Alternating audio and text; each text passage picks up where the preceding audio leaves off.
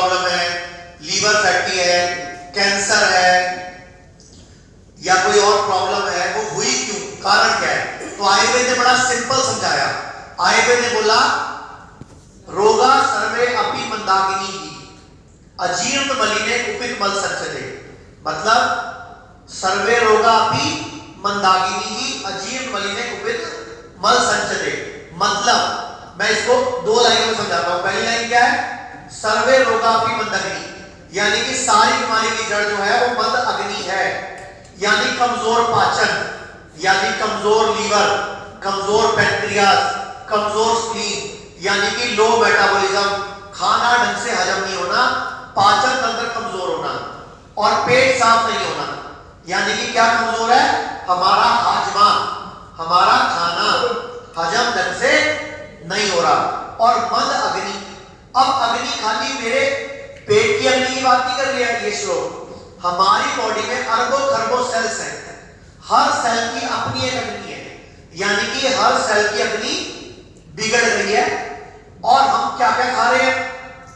अब आयुर्वेद के हिसाब से खाना भी खाना है, पानी भी खाना है, हवा भी खाना है, सुनना भी खाना है, देखना भी खाना है, सोचना भी खाना है। मान लो मेरे आसपास कोई नेगेटिव एनवायरनमेंट है, स्ट्रेस है, तो भी खाना हजम नहीं होगा, और खुशी है तो भी उसका इफेक्ट भी मेरी बॉडी में आएगा। मान लो 4 लोग नेगेटिव खड़े आपके आसपास, आप खुश हो सकते हो क्या? और आपके आसपास 4 लोग बड़े खुश हैं तो आप भी खुश, तो हमारे एनवायरनमेंट का प्रभाव भी बॉडी पर आता है। तो आयुर्वेद ने क्या बोला?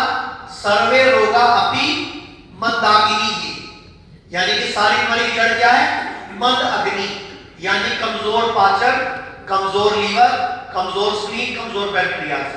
आयुर्वेद कहता है जो भी हम खाते हैं रस बनता है, रस से रक्त बनता है, उससे बनता है मांस, फिर बनता है मेद, फिर बनती है अस्थि, फिर बनती है मज्जा, और फिर बनता है शुक्र, यानी कि 7 धातुएं, और 8वीं धातु है ओज, यानी कि मिट्टी। तो सबसे पहले क्या बनता है? रस, यानी कि हजम करने के बाद क्या बनता है? जूस।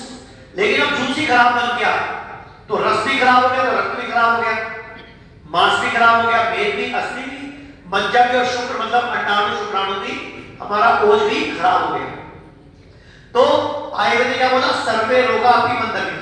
पूरा श्लोक क्या है? अजीर्ण, यानी कि इंडाइजेशन हो गया, अपच हो गया। कुपित मल संचते, यानी कि बॉडी में मल जो है, जो हजम नहीं हुआ, वो संचय हो गया। मान लो किसी की ब्रेस्ट में गांठ है, वो बोलेगा ब्रेस्ट कैंसर, लेकिन आयुर्वेद का वैद्य क्या बोलेगा? ब्रेस्ट में कुपित मल संचय। मान लो किसी की बच्चेदानी में रसौली हो गई, ट्यूमर हो गया, सिस्ट हो गई, गांठ हो गई, या चॉकलेट सिस्ट हो गई, पीसीओडी, पीसीओएस या पीएमओएस हो गया, वो बोल रहा है यूट्रस प्रॉब्लम। आयुर्वेद का वैद्य क्या बोल रहा है? डॉक्टर क्या बोल रहा है? बच्चेदानी और उसके आसपास कुपित मल संचय। किसी को प्रोस्टेट प्रॉब्लम है तो कुपित मल संचय। अब किसी के हार्ट के अंदर ब्लॉकेज है, डॉक्टर बोल रहा है स्टंट डलवाओ या बाईपास सर्जरी करवाओ, लेकिन आयुर्वेद का डॉक्टर क्या बोल रहा है? हार्ट की नली में कुपित मल संचय। मान लो किसी को ब्रेन ट्यूमर हो गया, डॉक्टर बोल रहा है ब्रेन ट्यूमर, आयुर्वेद का वैद्य क्या बोल रहा है? डॉक्टर क्या बोल रहा है? कुपित मल संचय यहाँ पे। मान लो कोई मोटा हो गया तो बॉडी में कुपित मल संचय, किसी का लीवर फैटी हो गया तो लीवर में कुपित मल संचय, किसी को पैंक्रियास में सिस्ट आ गई तो पैंक्रियास में कुपित मल संचय। मतलब आयुर्वेद के वैद्य को मालूम है कि बॉडी में सब कुछ क्या है? कुपित मल का संचय। आप उसको कैंसर, ट्यूमर, रसौली, सिस्ट नाम दे रहे हो, लेकिन आयुर्वेद के वैद्य को मालूम है ये अधपचा भोजन है। अब भोजन में क्या क्या है? दवाई भी भोजन है, पानी भी भोजन है, और पेस्टिसाइड भी तो भोजन है, केमिकल भी भोजन है, और जो सांस के साथ स्कूटरों का धुआं, कारों का धुआं, फैक्ट्रियों का धुआं जा रहा है वो भी तो भोजन है, और स्ट्रेस भी एक भोजन ही तो है।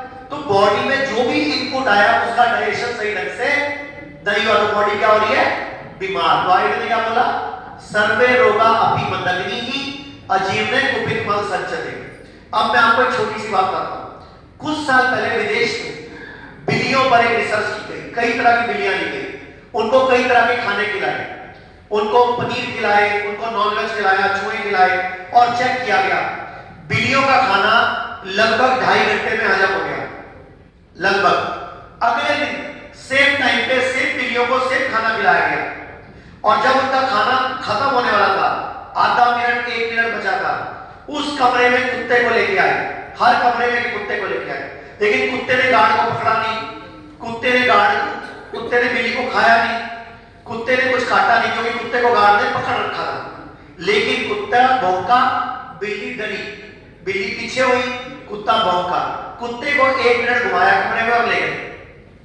अब उस दिन बिल्ली की जांच की गई, जब उस दिन बिल्ली की जांच की गई तो बिल्ली का खाना 6 से 8 घंटे बाद हजम होना शुरू हुआ, और बिल्ली के बॉडी में जब चेक किया गया हार्मोन्स लेवल, एंजाइम लेवल, तो उसकी बॉडी में जो स्ट्रेस हार्मोन था वो 8 से 15 गुना पाया गया, यानी कि स्ट्रेस से भी खाना हजम। और आप लोगों के आसपास कोई पड़ोसी ऐसा है, कोई रिश्तेदार ऐसा है, कोई जानने वाला ऐसा है, ऑफिस में कोई ऐसा है जिसकी वजह से आपकी बॉडी रोज डिस्टर्ब होती है? पड़ोसी है कि नहीं ऐसे? किसी की ननद ऐसी हो सकती है, किसी की सासू माँ हो सकती है, किसी का पति हो सकता है, किसी की बीवी हो सकती है, किसी का साला हो सकता है, किसी का जीजा हो सकता है, किसी का रिश्तेदार हो सकता है, और फोन करके दिमाग भी खराब करते हैं लोग आजकल। सुना होगा आपने, मैच देख रहा था बंदा और मैच पाकिस्तान हार गया, हार्ट अटैक पड़ गया, हिंदुस्तान हार गया, हार्ट अटैक पड़ गया, क्योंकि स्ट्रेस से बॉडी पे इफेक्ट आ है। तो आयुर्वेद ने क्या बोला? सर्वे रोगापि मंदग्नि अजीर्णे कुपित बल संचय। अब ये हो गया बीमारी का कारण। अब इलाज क्या है? इलाज क्या है? इलाज बताया आयुर्वेद ने, सर्वेषाणाम रोगाणाम निदानं कुपितामला, कि सारी बीमारियों का एक इलाज है, कि सर्वेषाणाम रोगाणाम, मतलब कोई मर्जी रोग, कोई मर्जी नाम, एक ही इलाज, कुपित मल को निकाल दो, यानी कि बॉडी में जो कचरा इकट्ठा किया उसको क्या कर दो? डिटॉक्स कर दो, बॉडी की सफाई कर दो। घर में रोज झाड़ू लगता है, घर में रोज पोछा लगता है, मैं नहीं कह रहा आप लगाते हो, लगता है झाड़ू पोछा डस्टिंग। तो मुझे बताओ, जब रोज घर में झाड़ू लगता है, रोज घर में पोछा लगता है, तो दीपावली पर एक्स्ट्रा कचरा कैसे निकल आता है? बताओ। हाँ जी, बोलो जल्दी। रोज झाड़ू लगता है, रोज पोछा लगता है, तो दीपावली पर एक्स्ट्रा कचरा कैसे निकल आता है? डीप क्लीनिंग और अच्छे से सफाई। तो मुझे एक बात बताओ, आपको पता है ना, हमें रोज पोटी आती है, हमें रोज सुसु आता है, रोज पसीना निकलता है, फिर भी कैंसर हो रहा है, फिर भी किडनी फेल हो रहा है, फिर भी लीवर फेल हो रहा है, हार्ट प्रॉब्लम हो रही है, बच्चा पैदा नहीं हो रहा, सेक्स की कमजोरी हो रही है, जोड़ों का दर्द हो रहा है, ट्यूमर आ रहा है, रसौली आ रही है, कैंसर आ रहा है, मतलब आपकी बॉडी की डीप क्लीनिंग नहीं हो रही है। तो चरक ऋषि ने हजारों साल पहले एक विद्या विकसित की थी, पंचकर्म। पंचकर्म मसाज नहीं होता है। आपको लगता है आयुर्वेद में गए, उससे मसाज करी, भाप भी हो गया पंचकर्म। ये पंचकर्म नहीं होता है। आयुर्वेद में हजारों साल पहले पूरी विद्या है, वमन, विरेचन, बस्तियां, नस्यम और रक्तमोक्षण।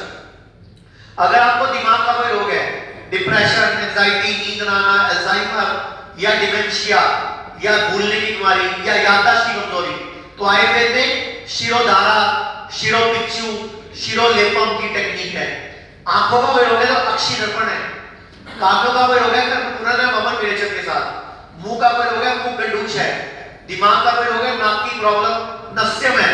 आयुर्वेद कहता है नासा शीर्षो द्वार, कि दिमाग का कोई भी रोग हो, नाक ही उसका द्वार है, तो नासा शीर्षो द्वार, कि नाक सिर का द्वार है। ऐसे अगर हृदय की प्रॉब्लम है, हृदय बस्ती है, वमन है, विरेचन है। अगर आपको जोड़ों का दर्द है, घुटने की प्रॉब्लम है, जांघ बस्ती है, गर्दन दर्द है, सर्वाइकल है, तो ग्रीवा बस्ती है, रीढ़ की हड्डी की प्रॉब्लम है, पृष्ठ बस्ती है, कटी बस्ती है, बच्चा पैदा नहीं हो रहा, आईवीएफ में जाने की जरूरत नहीं है, उत्तर बस्ती और उदर बस्ती है, लीवर फेल है, पृष्ठ बस्ती है और किडनी बस्ती है, लीवर बस्तियां हैं। तो आयुर्वेद में सब कुछ है, लेकिन आपको पता, आपको लगता है कान का इलाज आयुर्वेद कैसे करेगा, आंख का इलाज आयुर्वेद कैसे करेगा, गले का इलाज आयुर्वेद कैसे करेगा। अरे भैया, पतला भी कर सकते हैं, हम मोटा भी कर सकते हैं, हम आंखों का इलाज भी कर सकते हैं, हम कानों का भी कर सकते हैं, हम दिमाग का भी कर सकते हैं, तुम्हारे पेट का भी कर सकते हैं, हम घुटने का भी कर सकते हैं, पेड़ी का भी कर सकते हैं। आयुर्वेद में acupressure, acupuncture, naturopathy, diet, lifestyle, panchakarma, इन सबकी हेल्प से हम इंटीग्रेटिव ट्रीटमेंट करते हैं। तो आज के बाद जैसे घर में दिवाली बनती है ना, साल में एक बार नहीं तो 6 महीने में एक बार अपनी बॉडी को भी डिटॉक्स कराना है, यानी कि अपना भी पंचकर्मा करवाना है। और अब तो सारे हेल्थ इंश्योरेंस चलते हैं, यानी कि अगर आपका हेल्थ इंश्योरेंस है तो इलाज फ्री होगा। ठीक है, अब ये रिकॉर्डिंग बंद कर दो बेटा, एक बार उनकी वीडियो दिखाना।